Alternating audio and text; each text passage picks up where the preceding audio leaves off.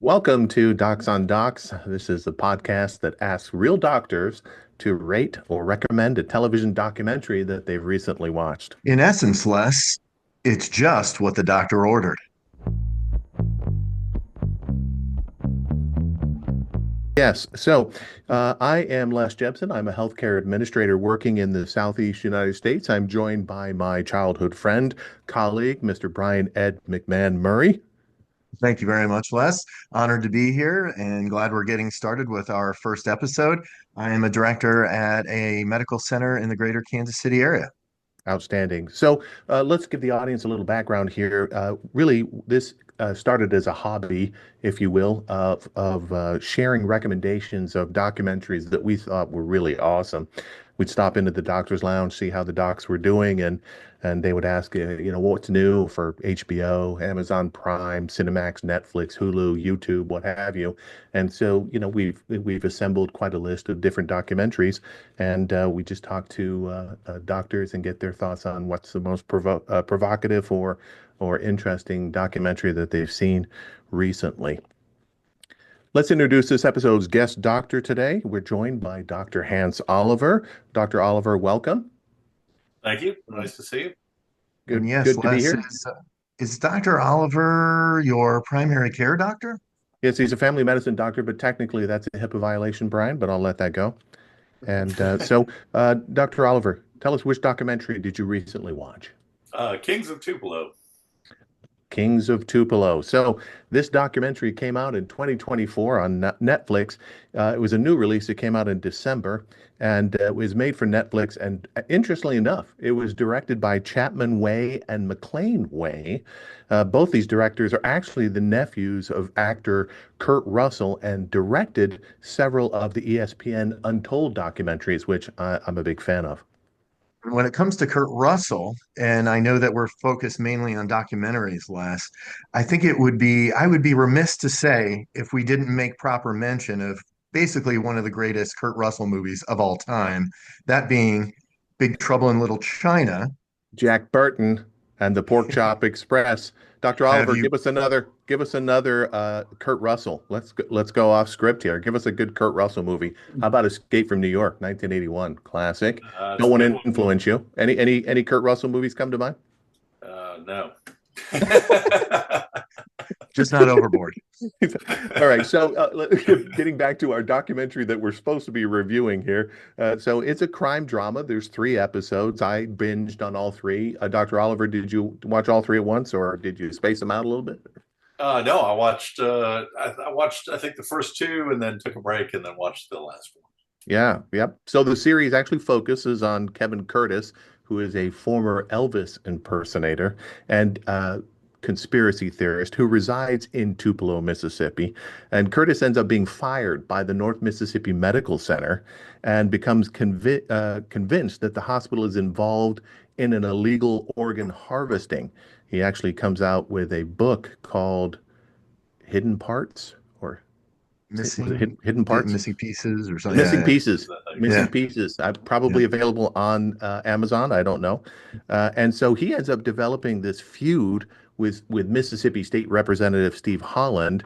And after Holland refuses to support his proposed legislation on organ trafficking, Holland also coincidentally owns several funeral homes, making things even more interesting spin on things, which further fuels Curtis's conspiracy theories.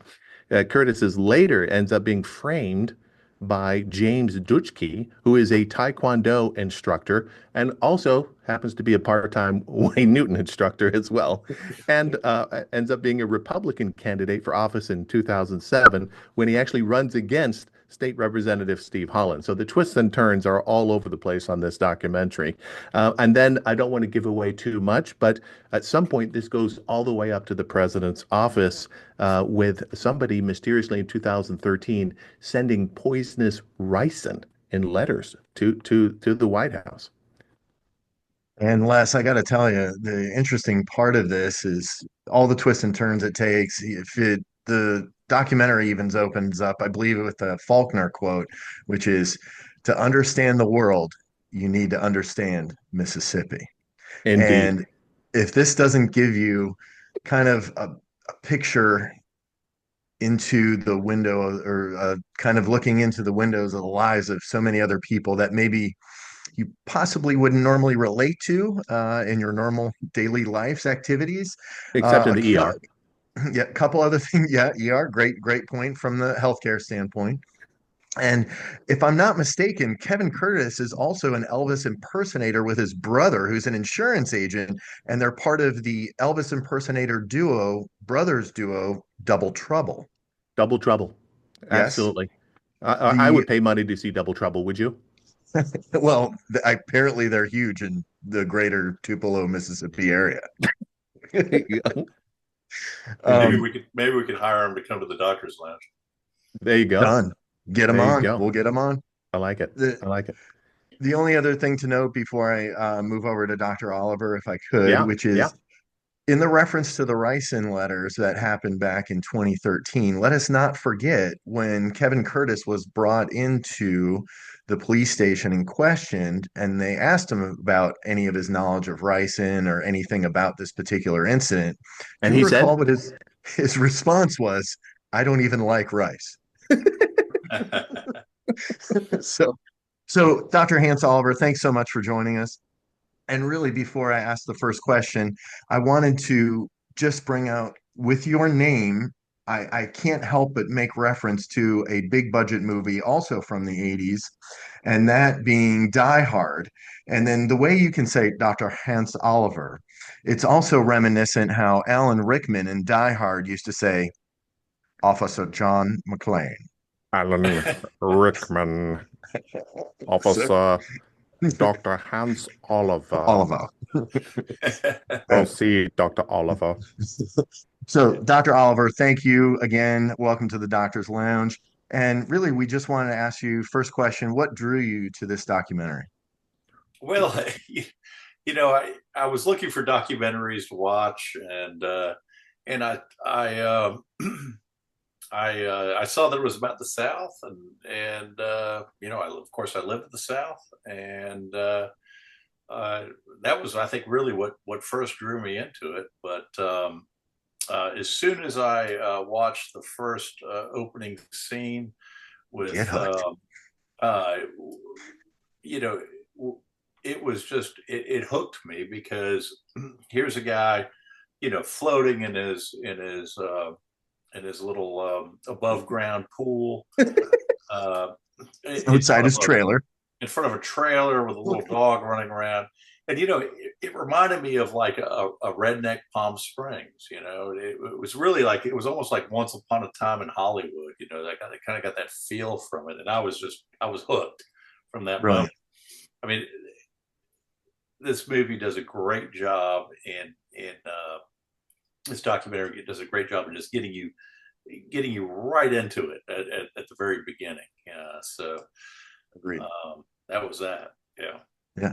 I couldn't. Well, it certainly makes, I think, what we consider our normal lives an appreciation for our normal lives just when we kind of see how the particular cast members, the lineup of characters that you kind of go into. And if Well, that doesn't make you appreciate your life, I don't know what does. well, Brian, you talk about your normal life in Kansas City, but this is kind of my more normal life here in Columbia, South Carolina. I mean, the Brilliant. thing about the movie is that there's something about each of the characters. These are real people, and there's something about each one of them that reminds you of people or in certain aspects that even remind you of yourself. Agreed. The Totally fact agree. that it's true is mind blowing. And on that note, Dr. Oliver, if you had the opportunity to sit down in the doctor's lounge with any of the characters, who would you choose? Like Kevin Curtis, Steve Holland, Steve James Everett Holland, Steve Dusky? Holland for sure. Steve Yeah, Holland for sure. I think that yeah. guy is a piece of work. State Yeah. representative and funeral home owner. Oh, yeah. I mean, I think. There's a lot that I think I'd love to sit down with, but Steve Holland, I think I would sit down with. I mean, the guy said he could f a bull moose on the south steps of the Capitol and still get 10% of the vote. This guy is a character. It is just it's just insane. Have you ever been to Tupelo by chance? I have not ever actually been to Tupelo. I've been to Mississippi plenty of times. I've been stationed there, and I've been to Oxford and around, but never really been to Tupelo. But I feel like I've been there after watching the movie. And Tupelo is famous. Why? Why is Tupelo famous? Well, I think it's probably because of Elvis, because everyone talks about him. But There is an aggregation apparently of Elvis statues all over the town. The town is a population of 37,000. But it is Elvis is still the main draw in town, even to this day. well, now they have another thing to talk about. I Yeah. think they mentioned that. It's unbelievable. I mean, everybody seems to have some story about Elvis or connection. The sheriff said his successor was like the third cousin of Elvis or something. I mean, it's just everybody relates their job or their occupation there to Elvis. I know, which is a great leading question.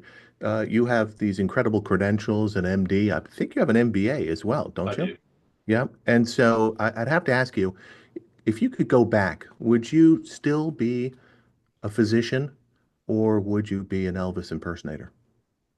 Oh, well, that's a tough choice. I don't know. If I lived in Tupelo, I think I'd probably be both. Indeed, indeed. All right, moving along. So, Rotten Tomatoes, if we can be somewhat scientific in our assessment here, Rotten Tomatoes actually gave this documentary an 82% average score. Google users gave it an 85% Google score. IMDb rankings gave Tupelo a 8 out of 10 in their scores. I agree, Les. It's just interesting that, you know, if to get a ratings that high is pretty rare, and I think it just speaks to how crazy this story is. Um, so, Dr. Oliver wanted to ask, where does it rank amongst all the documentaries that you've seen? I think it's actually right up there at the top. I've seen some very good documentaries, but I'm going to tell you what I liked about this. It wasn't just the crazy story, which is just beyond crazy, and the way that it just you know interlocks, weaves together is amazing. But what really uh, uh, what really I think was amazing to me is the way that it was directed and the clips and the way that they did the character development at the beginning was just, to me, was just great. I mean, it really hooked you in. You got a good feel for each of the characters. You felt both sympathetic and annoyed by the protagonist, Kevin. It was just, I think they did a fantastic job. And it's one thing to tell a story about something that happened in real life, and I knew about this story to a certain extent. I mean, I knew about the national news that it tells about at the end, Yep. but I really didn't know this backstory, and without the character development and the imagery that they did in finding these characters and getting them to really just talk about themselves in a candid fashion, it wouldn't have been the documentary that it was. So I think it goes beyond. It sort of blends not only a documentary, but or isn't just a documentary. It blends it in with a true movie. With characters that you could feel for, that you can understand, that you can be annoyed with, that you could be just shocked. I mean, there were moments where I don't want to give too much away, but I mean, there's somebody licking a foot. There's a guy who opens a refrigerator in the morgue looking for a Dr. Pepper. I mean, what? It's just, The twists and turns are never ending, are they? I mean, it's one of it the. goes, it's a top five for me. Let me ask you this, Dr. Oliver, 1 to 10, what are you giving it? Oh gosh, You know what? I think I'm going to give it a 10. Okay. I really do think that. I think I'm going to give it a Strong, 10. very strong. I Mr. love, Murray, yeah, I what are you love giving this. it? I love Statement. it. And Nine and a uh, half. Nine, But 9.5. Okay, 9.5. You staying on 9.5? So I have to agree exactly with the way that Dr. Oliver kind of characterized everything. You have to admit, Agreed. and I don't know if that's because of maybe the Netflix background or whatever, that maybe they took a little bit of license with how it was told, as true as the story, was, Yeah, which, you can do all your Google searches and all that at every item that is in the storyline is a true it did happen. correct. Um so from an incredulity standpoint, I mean, it's literally unbelievable, and that's when you find out that it's real. I think that is what draws you in so much. Yeah. A little bit more when you take into consideration the production, the direction of this documentary, and all that good stuff. I actually was going to go low only Okay. because it was almost so unbelievable, about a 6.5 to a 7. I know it's a little low, but then when you take into consideration again the production value, the direction that they gave to it, all that, I Okay. think we can do a 7.5. And again, I think if we look at some of the history of some of the other documentaries that maybe we'll be reviewing in the future, like Operation Odessa or something like that, Oh, that giving us some those teasers, giving us some those teasers are of future. the Yes. it's definitely rare air. And Dr. Hans Oliver, I can't thank you enough for being with us today here on Docs here in the Doctor's Lounge. To everyone listening, please remember to ring that bell and subscribe if you are interested in watching more of these podcasts. We will continue to interview real doctors recommending real documentaries. If you end up Absolutely. watching this documentary or recently watched it, please feel free to share your thoughts in the comments section below, and look forward to seeing you guys on the next episode of Docs on Docs. Les. Absolutely. Thanks, Dr. Oliver. I really appreciate you giving us some moment of your time tonight and allowing us to kick off this podcast series. It's been a true joy. Thank you. Thank you for the recommendation. I It's didn't know Kings of Tupelo. You're the one that gave it to me, and it's a great one. So we encourage everybody to watch it. it's been great. And Brian, you're wrong. Okay. Too low of a rating. Too Too low low. overrating. Yeah, you can't All go right. back. I'm gonna side. I'm gonna go 9.18 too. So we'll have to average them all out and keep So keep a rolling track, right? There we'll we So have go. to do a comparison to that to then Operation Odessa. It's great, also great. But indeed, we'll have to more to have come Dr. on Oliver back. We'll have him back for a future that. assessment. Good. And so thank you, Dr. Oliver. Thanks for joining us. Thank We'll you. we'll make sure there's a link to the documentary down below. And as always, we will see you next time on Docs Docs on on Docs. Docs. Docs on docs. There it is. Cheers. Thanks.